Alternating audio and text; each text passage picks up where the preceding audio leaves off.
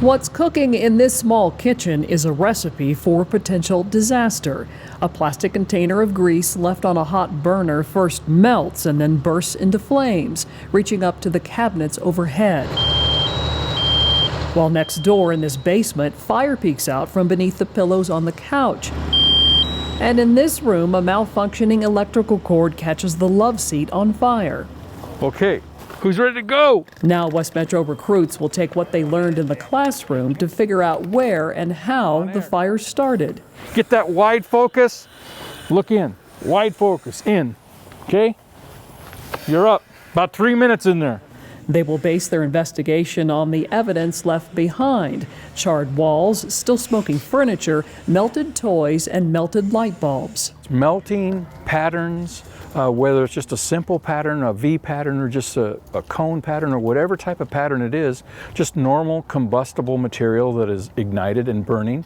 I was going to put a pattern on different items, all the way down from the carpet to the sofas and the contents of the room itself. When these recruits graduate and become part of a crew, see what you see, communicate. They will find out firsthand that fire investigation begins the second they roll up to the scene. We're wanting to go wider, narrow our view down, so we kind of approach the structure, viewing it as a whole, and then slowly narrowing it down, seeing where the smoke comes from, where everything's kind of condensed into one spot, where the charring is most pinpoint, most black. You guys getting it together? Yeah, so. You think you're good? With this structure here, it was a basement structure, so saw a couch that was completely charred, the wall behind it kind of broken up above it. We kind of figured that since one part of the couch was completely destroyed, missing almost one entire cushion, we kind of figured it started there, plumed up, and spread up the wall a little bit, and then the smoke was so superheated that it flowed through the ceiling and then ended up into the room above it, where it ended up catching fire to a bed frame and then melting some child's toy for their dollhouse. You got it? I think so, sir. Okay. Wide, narrow, wide, narrow. What I mean by going from wide to narrow is what they observe when they first get on scene, and then going narrower to point that room of origin or the area of origin.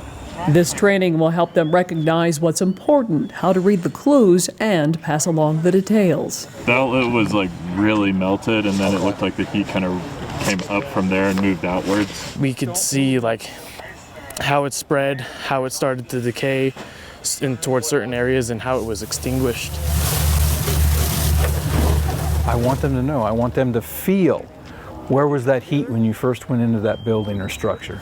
Was it on your left side of your body? Was it on your right side of your body? It kind of gives me a little bit of direction. How much water did you have to use? All those things just that help me establish my thought process from going wide to narrow as well, where to focus my energy. Narrow it, wide to narrow. You guys got it. Oh, thank you, sir. Yeah.